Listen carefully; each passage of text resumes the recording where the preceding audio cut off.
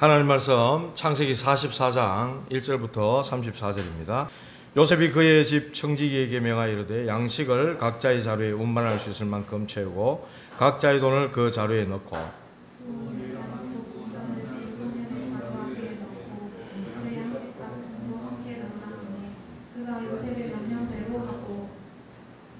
아침이 밝을 때에 사람들과 그들의 나귀들을 보내니라.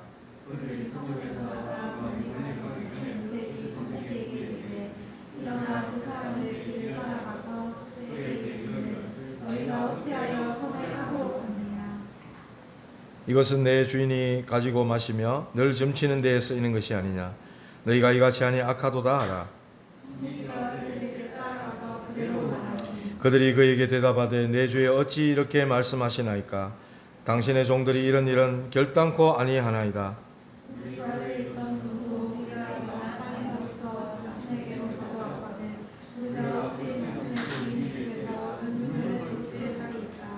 당신의 종들 중 누구에게서 발견되든지 그는 죽을 것이요 우리는 내 주의 종들이 되리이다.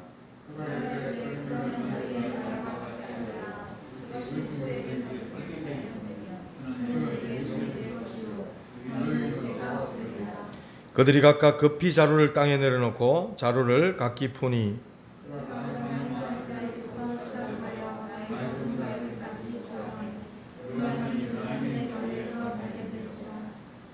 그들이 옷을 찢고 각기 짐을 나귀에 싣고 성으로 돌아가니라.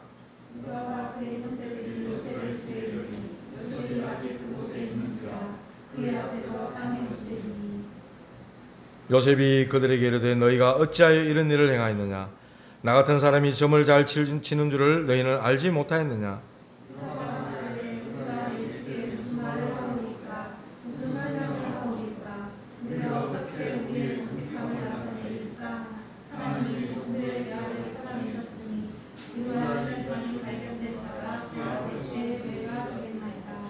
요셉이 이르되 내가 결코 그리하지 아니하리라. 잔이 그 손에서 발견된 자만 내 종이 되고 너희는 평안히 너희 아버지께로 도로 올라갈 것이니라.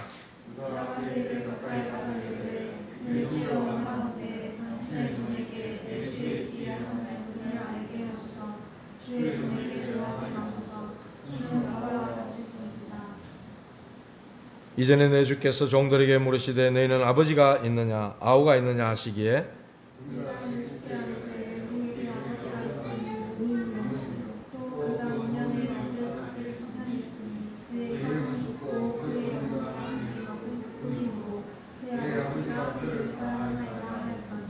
주께서 또 종들에게 이르시되 그를 내게로 데리고 내려와서 내가 그를 보게 하라 하시기로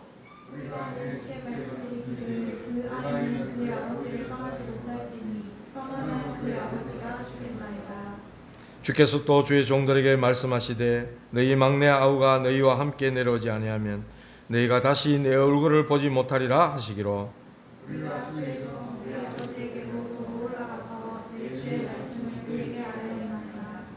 그 후에 우리 아버지가 다시 가서 곡물을 조금 사오라 하시기로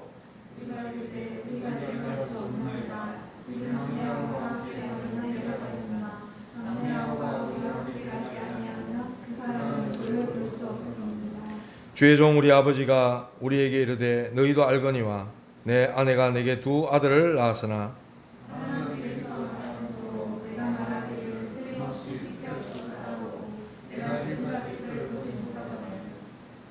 너희가 이 아이도 내게서 데려가려 하니 만일 재해가 그 몸에 미치면 나의 흰머리를 슬퍼하며 서울로 내려가게 하리라 하니 아버지의 생명과 아이의 생명이 서로 하나로 묶여 있거늘 이제 내가 주의 종 우리 아버지에게 돌아갈 때에 아이가 이와 함께 가지 아니하리라.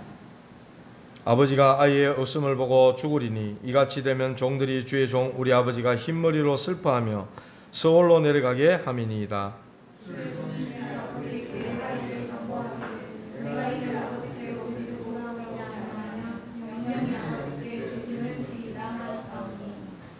이제 주의 종으로 그 아이를 대신하여 머물러 있어 내 주의 종이 되게 하시고 그 아이는 그의 형제들과 함께 올려 보내소서. 그 아이가 나와 함께 가지 아니하면 내가 어찌 내 아버지께로 올라갈 수 있으리이까. 두렵건대 재해가 내 아버지에게 미침을 보리이다. 아멘. 인사 한번 합시다. 평안하십시오. 당신은 성경적 전도운동의 주역이십니다. 한 번만 더 인사합시다. 미래 살릴 플랫폼 파수망대 안테나이십니다.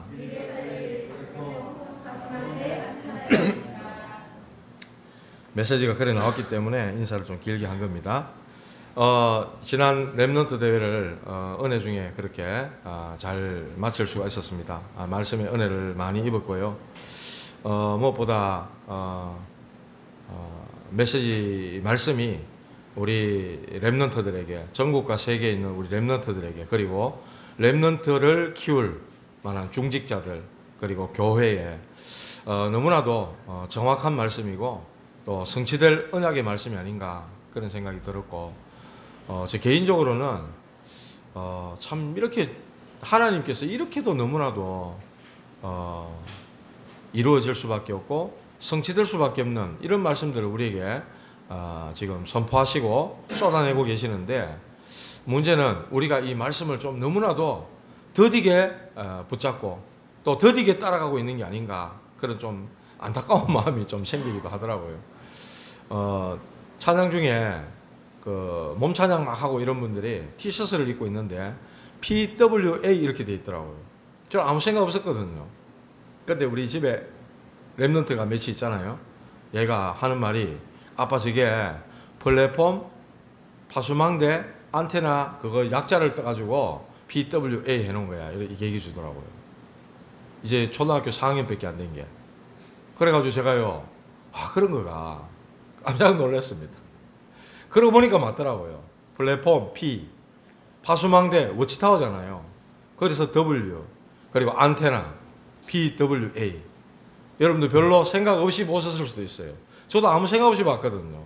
근데 렘넌트들은 자는 것처럼, 떠드는 것처럼, 안 듣는 것처럼 하면서 다 보고 있다는 게 맞아요. 다 보고 있고 야들한테 이 렘넌트들 속에 말씀이 들어가고 있다는 것을 좀 이렇게 마음에 좀 뿌듯하더라고요. 야, 이 녀석이 생전 말씀 잘 안 듣는 줄 알았는데 저렇게 그 앞에 선 분들의 그 몸에 적혀 있는 그 로고 그것만 보고도 플랫폼 파수망 안테나 그 주제 아닙니까? 그거를 딱 새긴 거를 얘기를 해주더라고요. 참 역시 렘넌트는 참 알 수 없다. 어떤 응답, 어떤 하나님의 역사를 이룰 그런 응답의 주인공이 될지 우리는 알 수 없다. 그런 마음이 한편 들었고요. 말씀 듣고 찬양하는데 저는 개인적으로 그 왜 138 가는 찬양이 있잖아요. 한 몇 년 전에 나온 찬양 같던데, 어떤 경인 임마누엘 교회에서 아이들 옷을 다 이렇게 다 갖춰 입고 나와가지고 1 그리스도 3 하나님 나라 하는 이 찬양이 있잖아요. 이 찬양이 굉장히 좀 그 언약이 딱 생겨져 있는 그런 찬양 같던데, 그 찬양이 굉장히 신나고 그렇거든요. 그 찬양 듣는데 왜 그렇게 눈물이 막 쏟아지는지. 138 다 주셨는데 딴 게 뭐 필요합니까? 이제 이런 가사가 처음에 딱 나오잖아요. 그렇지, 138 하나님 다 주셨는데 내가 딴 걸 자꾸 찾으려고 하고 있냐, 그런 마음이 있잖아요. 가사가 너무 은혜가 되는 거예요. 다 받아놓고 보호자의 능력, 시공간 초월, 237 살릴 이런 비밀들을 우리가 다 받아놓고 왜 우리가 갈등하고 방황하고 또 막 시간 낭비를 하고 있냐, 그런 제 자신을 쳐다보면서 너무나도 막 하나님 앞에 좀 그런 눈물이 막 좀 쏟아지더라고요. 그러면서 이제 렘넌트 24, 헤븐리 파워, 헤븐리 달란트, 헤븐리 미션. 렘넌트의 24는 보호자의 축복입니다. 시공간 초월하는 하나님의 능력입니다. 이런 찬양들이, 유 목사님도 그런 고백하시더만요. 찬양 왜 이리 잘 지었을까? 하나님께서 감동을 주신 찬양이겠죠. 처음에는 저도 곡도 어렵고 처음부터 헤븐리 파워 너무 높아가지고 못 따라가겠던데, 부르면 부를수록 진짜 렘넌트들한테 막 응답이 되고 성취가 될 그런 찬양이 되는 것 같아서 더 감동스럽고 그렇더라고요. 여러분들도 이런 렘넌트 대회를 통해서 말씀을 듣고 찬양에 또 함께하고 기도에 또 참여하면서 같은 동일한 그런 은혜를 받았다, 그런 생각을 저는 하고 있습니다. 오늘 말씀은 먼저 WRC 조금 앞에 요약된 말씀을 조금 전달해야 되겠습니다. 미래 살릴 플랫폼 1강의 말씀 주셨죠. 그것은 바로 나의 영적 세계, 무한대의 능력을 사실적으로 누리라는 겁니다. 하나님이 주신 그 무한대의 능력을, 보좌의 능력을 사실적으로 누리라는 거죠. 이게 WRC 1강이었습니다. 사실 제일 중요한 게 성경은 영의 세계를 중심으로 되어 있는데 이 무한대의 하나님의 능력을 마음껏 우리가 찾아서 누릴 수 있다는 겁니다. 그런데 우리가 하나님의 능력을 자꾸만 차단하거나 가두어둬서는 안 된다는 거예요. 우리의 수준, 우리의 능력, 우리의 어떤 부족함, 나의 어떤 안 되어지는 것, 거기에 자꾸만 가두어서는 안 된다는 거예요. 복음은요, 모든 가능성이 있는 거거든요. 복음 속에 하나님은 모든 걸 다 담아두셨기 때문에 그 안에는 무한하다는 겁니다. 그런 복음이 우리 렘넌트들에게 전달되어 있기 때문에 우리 렘넌트들이 뭔가 이 자질이나 또 일탈이라든지 우리 렘넌트들이 뭔가 실수한다든지 이런 걸 통해서 우리가 아이들을 가두려 하거나 자꾸만 차단시키려 해서는 안 된다는 거예요. 성숙하고 있는 중이라는 거죠. 아이들이 일탈할 수 있고 실수할 수 있고 한 그게 바로 무한한 가능성, 무한한 힘을 그 안에 담고 있다는 거죠. 근데 우리는 조금 실수하고 잘못하면 그걸 가지고 지적하고 뭐라 하고, 물론 아이들이 바른 길을 갈 수 있게 하기 위해서 우리가 뭔가 훈육하고 그런 거는 필요하지만요, 사사건건을 한다면은 아이들로 하여금 하나님의 큰 엄청난 무한대의 그 능력을 체험하지도 못하고 찾지도 못하도록 아이들을 우리가 가다 놓는 그런 꼴이 된다는 거예요. 그래서 1강에서 너무 중요한 그런 말씀을 하신 것 같았어요. 어마어마한 하나님의 이 보좌의 축복을, 보좌의 능력을 실제로 누릴 수 있는 그런 영적 서밋 타임을 반드시 가져야만 된다. 그것을 통해 나를 보좌화하는 것이다. 이 보좌의 축복을 가지고 나를 먼저 살리는 거다. 나의 영적 세계를 먼저 누리는 것이다. 성경은 사실 영적 세계를 얘기하는 거 아닙니까? 하나님, 천사, 성령, 눈에 보이지 않아요. 악령, 사단, 귀신, 눈에 안 보입니다. 이 영적 세계를 성경은 말씀하고 있다니까. 이 보호자의 축복은 흔들리지 않고 없어지지 않고 영원한 우리의 것입니다. 하나님 우리에게 담아주신 거예요. 그런데 우리가 무슨 싸움을 하는 겁니까? 하늘에 있는 악의 영들, 성경은 그렇게 말씀하잖아요. 정사와 권세를 잡은 하늘에 있는 악의 영들에 대한 영적 싸움을 성경은 말씀하고 있다니까요. 이 사단이 공중권세를 잡고 있다 그랬어요.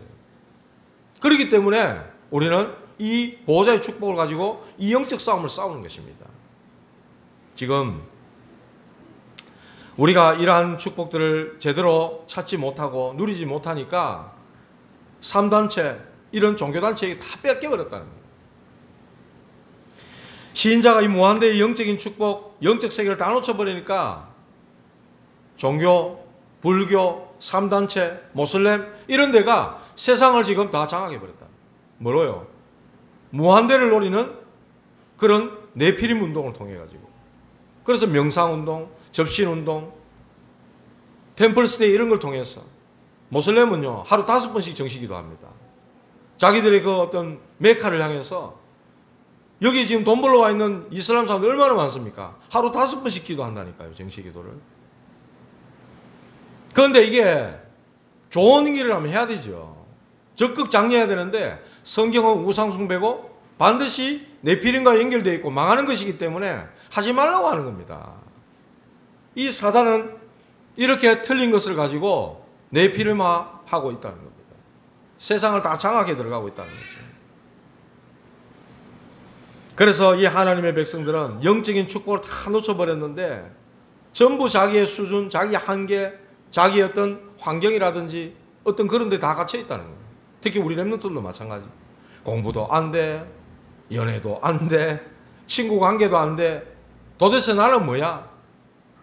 그런 아이들에게 너는 이것저것 세상에서 다 안 되고 다 모자라도 너는 하나님이 가장 아끼고 사랑하는 렘넌트야. 너는 하나님 자녀야. 이걸 심어줘야 된다는 거예요. 너에게는 하나님이 주신 보좌의 축복이 있어. 그 영적 세계를 알도록 도와줘야 된다는 거예요. 그래서 그 무한대의 하나님 능력을 마음껏 누릴 수 있도록 만들어줘야 된다. 그래서 무한대의 묵상운동 말씀하셨어요. 그리고 2강에서는 미래 살릴 파수망대다. 그 파수망대로서 시대의 파수꾼으로 부름받은 우리는 바로 뭘 가지고? 나의 정시기도를 통해서 나의 현장 세계를 살리는 겁니다. 그게 바로 파수꾼의 스케줄이라는 겁니다. 우리에게 주어진. 그리고 미래 살릴 안테나. 나의 글로벌 세계를 살려라. 뭐로요? 보호자의 미션. 그걸 가지고 237 나라 5천 종족을 살리는 겁니다. 그 살리는 안테나가 만들어지는 것이다. 그래서 하나님과 사람과 나와 소통할 수 있는 그런 축복이 이 속에 담겨 있다 말씀하셨어요. 그래서 저와 여러분들 좀 이 말씀들을 좀 다시 좀 들으시고, 유튜브가 가면 다 있습니다. 다락넷이나 RUTC TV 치면은 유 목사님 1강, 2강, 3강 해놓은 거 다 나옵니다. 그리고 또 어떻게 쳐보면 어떤 목사님들, 전도자들이 요약해 놓은 것도 올려놓고요. 다 있으니까 여러분들 이 말씀을 다시 한번 들으시고 정리하시고 여러분들 메시지로 삼으시기 바랍니다. 우리 렘넌트들 특히 이 말씀을 꼭 붙잡으시고 여러분들의 앞으로 살아가는 미래에, 만남에, 여러분들이 해야 될 직업과 또 이루어야 될 가정에 반드시 응답되고 성취될 말씀이 여러분들의 메시지가 되기를 주님의 이름으로 축복합니다. 그래서 우리는 이 무한대의 영적 세계, 그것을 누리면은 내 나이, 내 능력, 내 수준, 내 환경 상관없다. 스스로 그래서 우리는 절대로 여기에 갇히면 안 된다는 거죠. 오늘 이 본문에 보니까 드디어 첫 번째로 요셉의 두 번째 속임수가 나옵니다. 첫 번째 속임수는 뭐죠? 애굽과 전 세계에 큰 기근이 들었다 그랬어요. 먹을 양식이 없어가지고 애굽에 가면은 곡식이 있다 하더라. 그래가지고 요셉의 형들이 곡식을 사러 애굽에 갑니다. 그런데 요셉은 형들을 단번에 알아보죠. 첫 번째 형들을 속인 게 뭐냐? 너희들이 쌀을 사러 온 게 아니라 너희들이 정탐꾼으로 온 게 아니냐. 그게 창세기 42장 14절 15절에 나옵니다. 너희들이 이 땅을 정탐하러 온 것이 틀림없다. 이러니까 막 깜짝 놀라는 거예요. 그래가지고 뭐 자기 아버지가 어떠고 자기 동생이 있었는데 하나는 죽고 막내가 지금 남아있다고 그런 이야기를 한 거예요. 그랬더니 그 막내 동생 베냐민을 내 앞에 데려오라. 그러면 너희가 첩자, 정탐하러 온 정탐꾼이 아닌 것을 내가 알겠다. 이렇게 첫 번째로 속인 겁니다. 그랬는데 또 양식을 다 먹고 나니까 양식이 떨어져서 아버지 야곱에게 간절히 사정을 해가지고 막내 동생 베냐민, 야곱이 그토록 사랑했던 제일로 아끼는 그 베냐민. 왜냐? 라헬에게서 낳은 두 아들 중에 요셉은 이미 짐승에게 물려서 죽었다고 형들로 인해서 거짓말로 아버지에게 알려져 있기 때문에 요셉은 죽고 없다고 생각하는 거예요.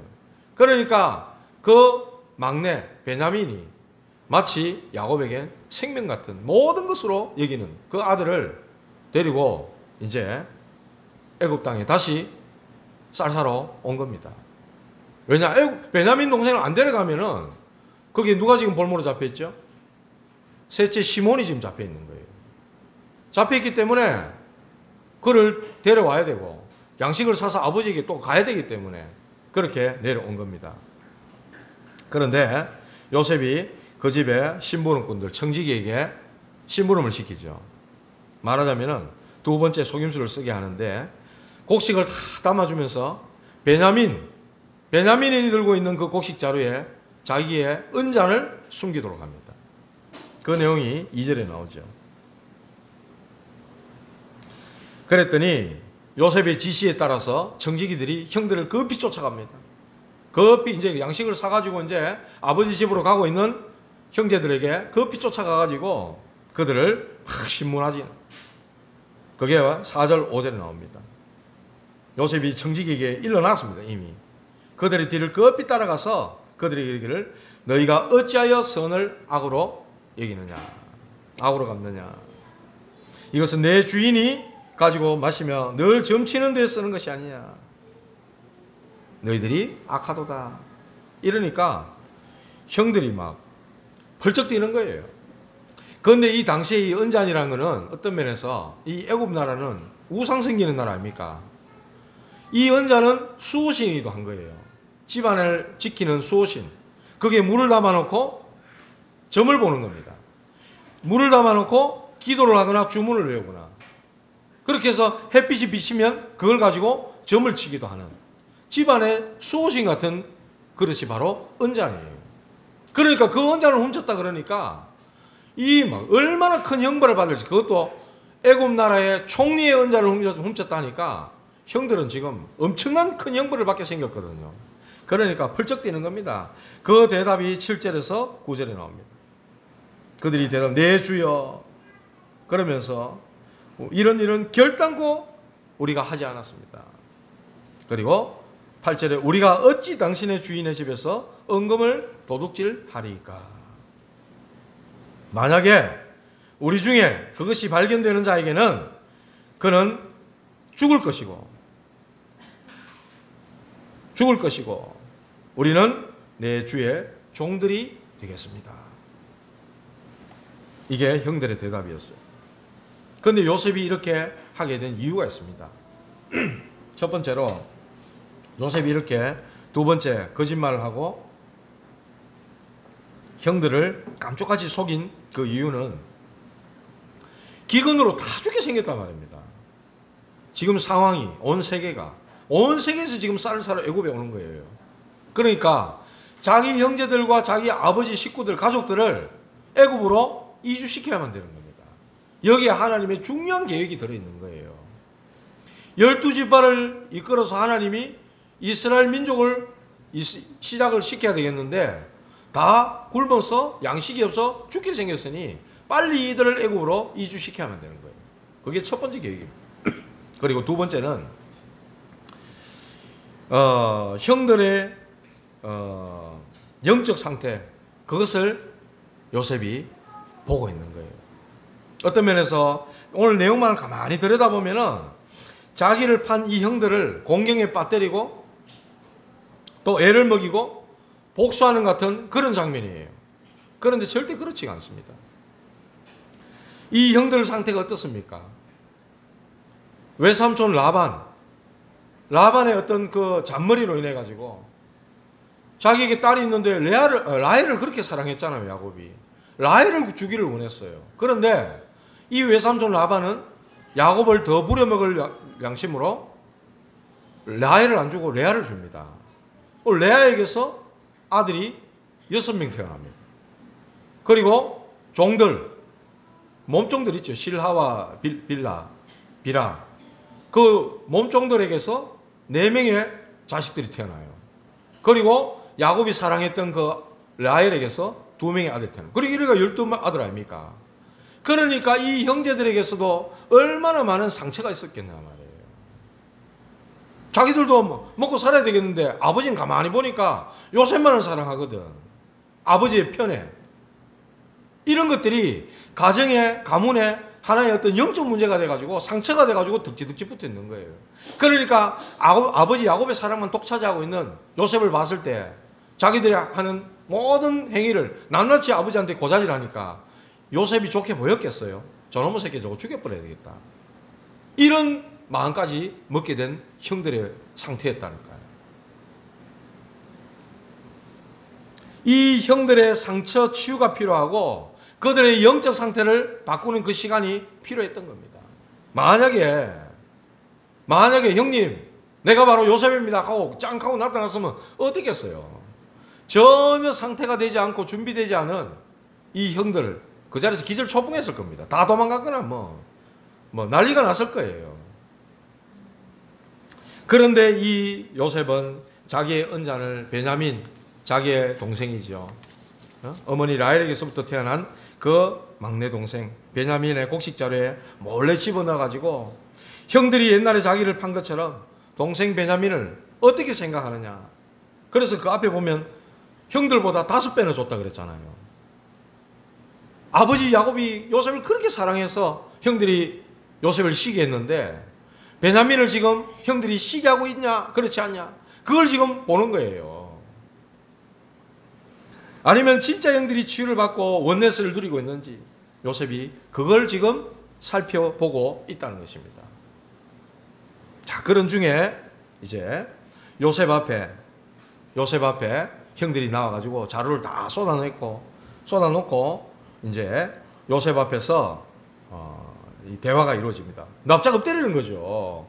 은자를 훔쳐간 도둑놈들이다 이래 돼 있으니까 지금 그것도 어떻게 되겠어요? 권세가 막강한 총리 앞에 납작 엎드린 겁니다. 지금 그게 14절부터 쭉 나오는데 이때는 유다가 대표성을 가지고 이야기를 하는 거죠.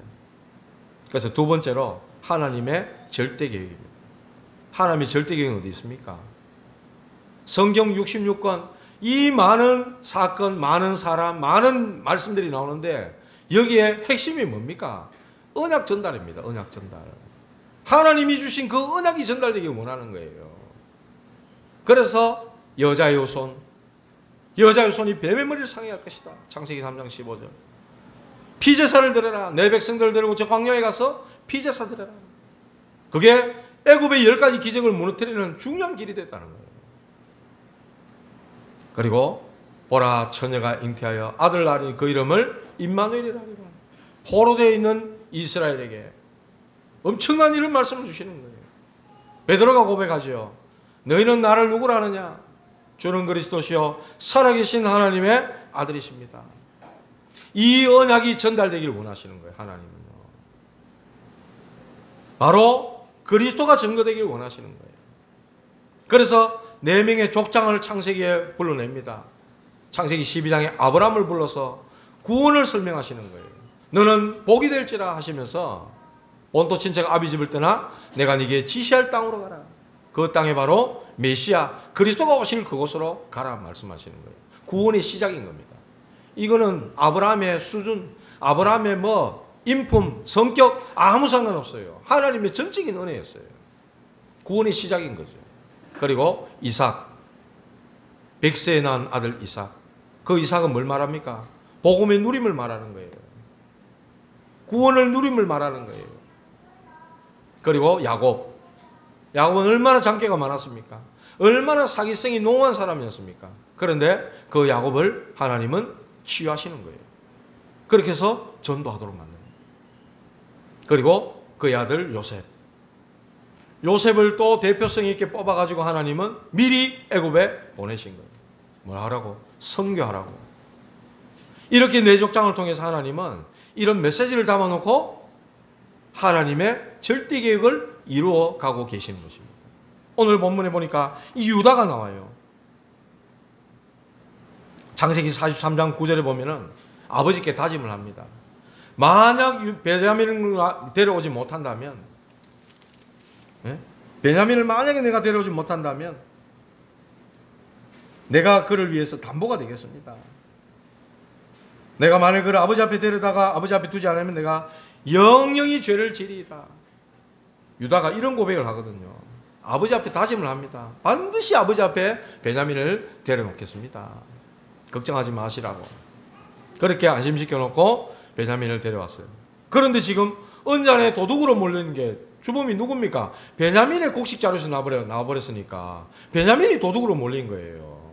꼼짝없이 형들 입장에서는 지금 애굽의 총리 은잔을 훔친 도둑이 베냐민이 돼가지고 그 집에 종이 되게 돼 있단 말이에요. 자기들 입으로는 죽을 거라고 말을 했기 때문에 동생 베냐민을 못 데려갈 상황이 되니까 큰일 난 거죠. 쉽게 말하면 청천벽력 같은 일이 벌어진 겁니다. 지금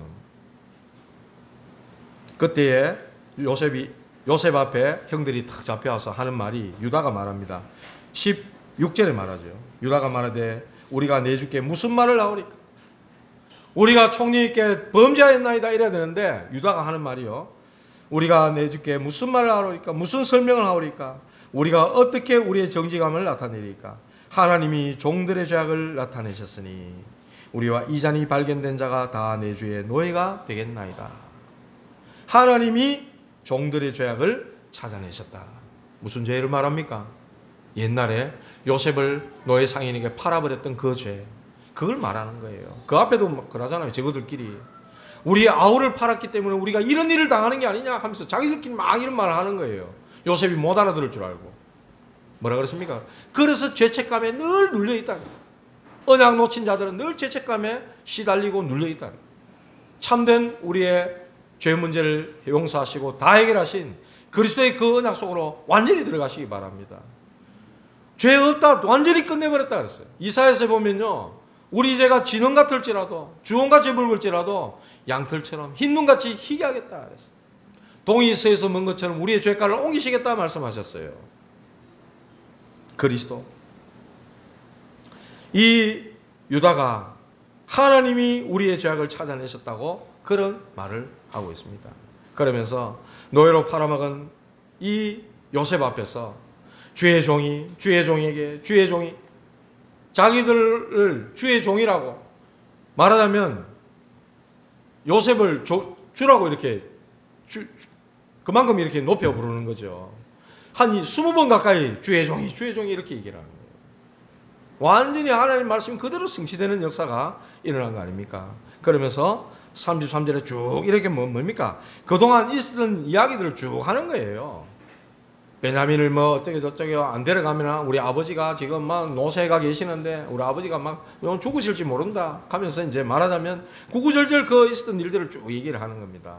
그러면서 33절에 말하기를 이제 주의 종으로 그 아이를 대신하여 머물러 있어 내 주의 종이 되게 하시고 그 아이는 그의 형제들과 함께 올려 보내소서 이렇게 얘기하는 거예요. 유다가 대신 종이 되겠다는 거예요. 베냐민을 올려보내달라고 진실한 고백을 하고 있는 거예요. 요셉 입장에서 봤을 때는 어때요? 지난날의 형들의 모습이 아닌 거예요. 만약에 지난날의 형들의 모습이었다면 베냐민까지 거기 뭐 종이 되든 말든 버려놓고 자기들만 곡식 들고 아버지 고향으로 가버렸을 겁니다. 요셉을 그렇게 냉정하게 팔아버렸던 형이었잖아요.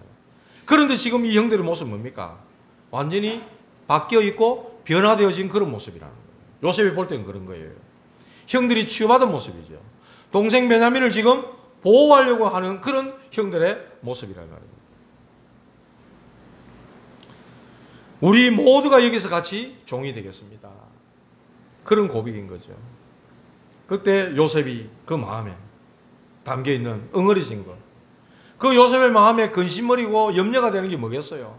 저 막내 동생 베냐민이 형들한테 시기나 당하고 또 나처럼 어려움이 당하지 않을까, 그 마음에 응어리진 게 있었다 이 말입니다.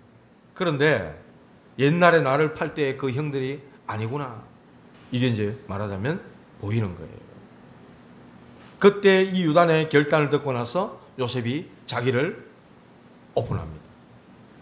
45절에 1절에 나오잖아요. 시종하는 자들에서 그 정을 억제하지 못하고 도저히 울음을 참지 못하고 다 물러가라, 다 물러가라, 다 종들을 내치고 형들 앞에서 형님들 내가 요셉입니다, 이렇게 나오죠.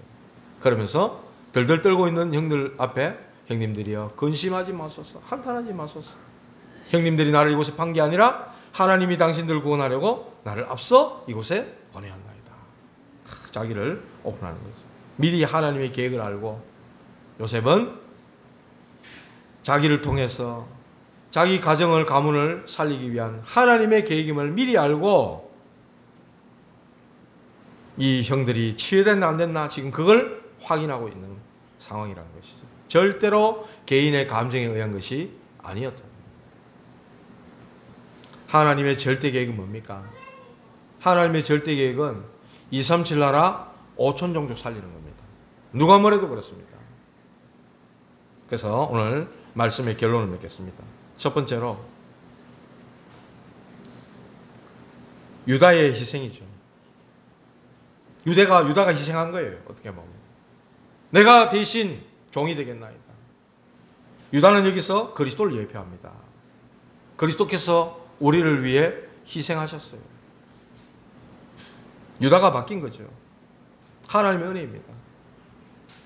어디서 그래 바뀌었습니까? 창세기 38장.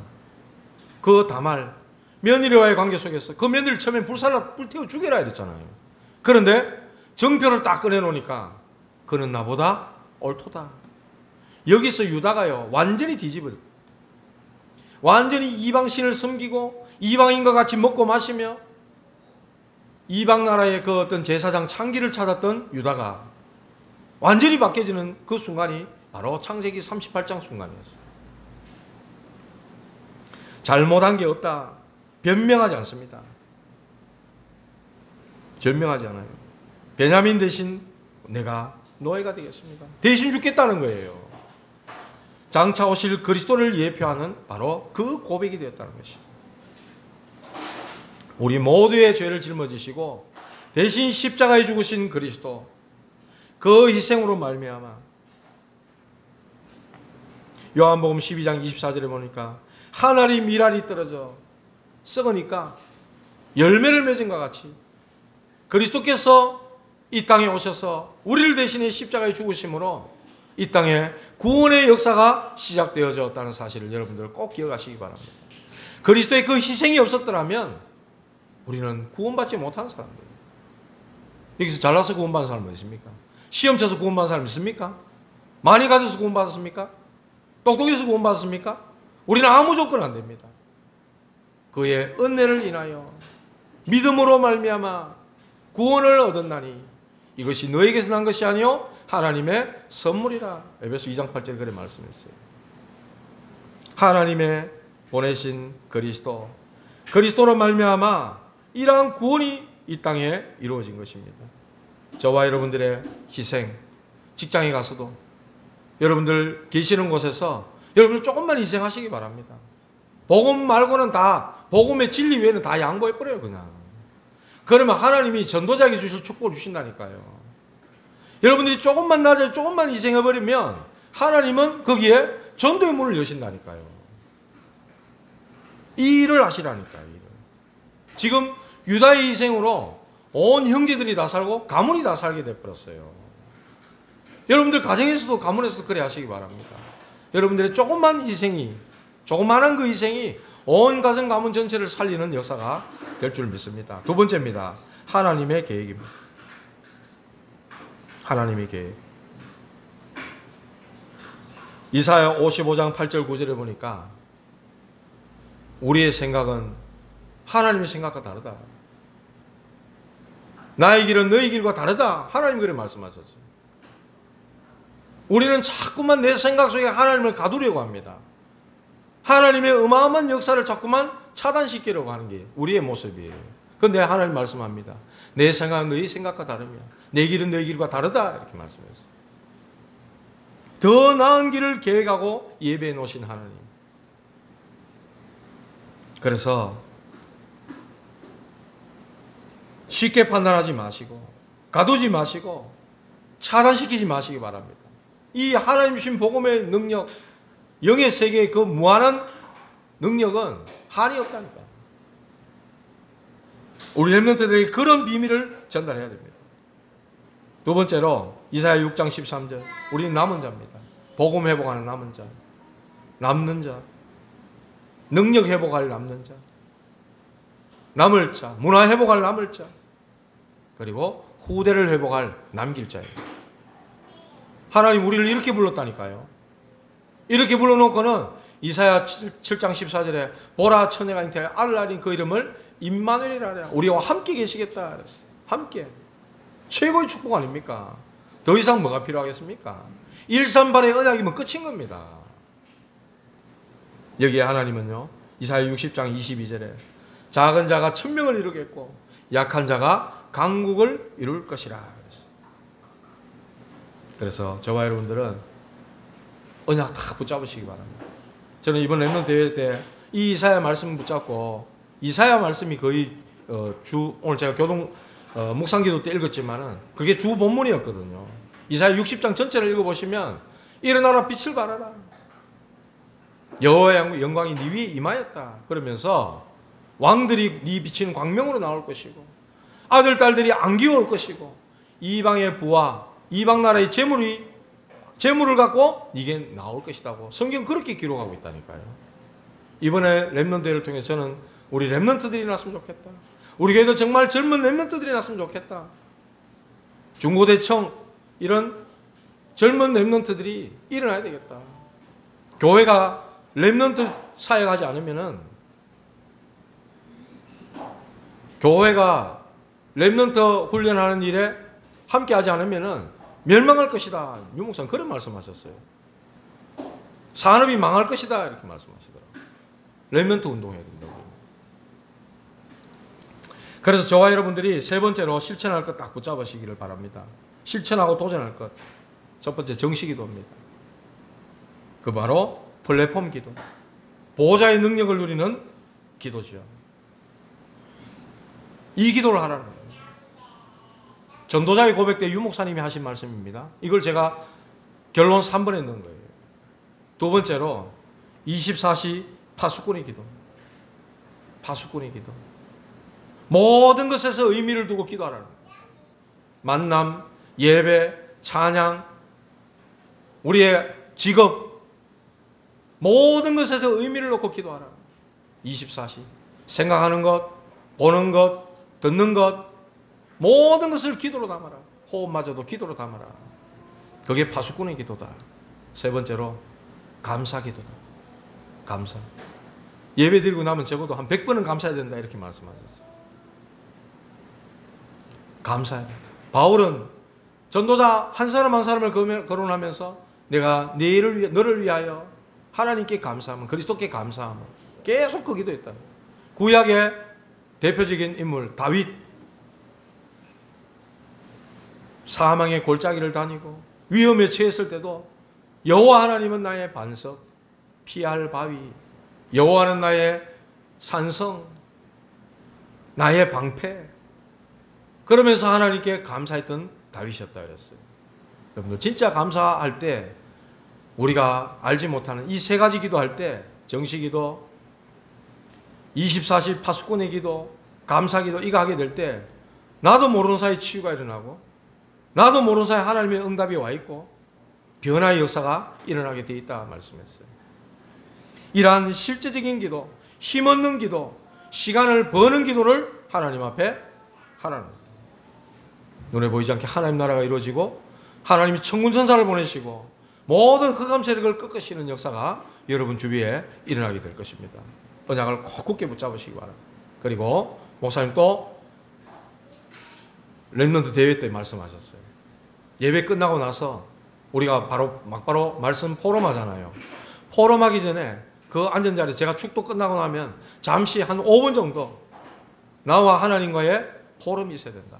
오늘 주신 이 말씀이 도대체 나하고 어떤 상관이 있는 말씀이냐, 어떻게 6일 동안 현장에 응답되고 성취될 말씀이냐, 이걸 여러분들이 붙잡고 나가야 돼요. 그냥 나가버리면 문고리 잡고 나가는 순간 다 잊어버립니다. 다 까먹습니다. 그 시간이 반드시 있어야만 된다. 그런 말씀하셨어요. 그래서 예배 끝나고 나서, 축도하고 나서 이 말씀을 가지고 여러분들 계속해서 한 3분, 5분 가까이 계속 묵상하고, 그때 여러분들이 포럼도 적고, 이렇게 해서 우리가 자연스러운 포럼이 이루어질 수 있기를 바랍니다. 오늘 주신 이 말씀, 하나님의 계획은 반드시 성취되어진다. 반드시입니다. 우리 교회를 하나님이 문 닫지 않게 하시고 지금까지 이어오게 하신 것은 하나님의 계획이 분명히 있는 것입니다. 뭐하라고요? 렘넌트 운동하라고. 이 시대에 또 237 나라 5천 종족을 향해서 이방인들이 나올 수 있는 교회가 될 수 있도록, 병든 자들이 나와서 치유받을 수 있는 교회가 될 수 있도록, 이것 하지 않으면 그 교회는 하나님이 문 닫게 하신다 그랬어요. 이거 하라고 하나님이 교회를 지금까지 지켜내신 것입니다. 이 약속을 딱 붙잡으시고 저와 여러분들 이번 주간에 하나님의 계획은 반드시 성취되어질 약속으로 믿으시는 한 주간 되시기를 주님의 이름으로 축복합니다. 하나님 아버지 감사합니다. 하나님의 계획은 반드시 성취될 줄 믿사오니 우리 교회에 이 말씀이 살아있는 교회가 되게 하시고 하나님의 말씀이 성취되는 교회가 되게 하시고 주의 손이 함께하는 교회가 되게 하시며 주의 은혜가 보이는 교회가 되게 하시며 렘넌트들이 일어나는 교회가 되게 하시고 렘넌트 운동하는 교회가 되게 하시며 렘넌트들을 위해 많은 산업인들과 중직자들이 일어나 그들에게 길을 나타내고 길을 보여주는 그러한 하나님이 쓰시는 교회가 될 수 있도록 축복하여 주시옵소서. 예수 그리스도 이름 받들어 기도하옵나이다.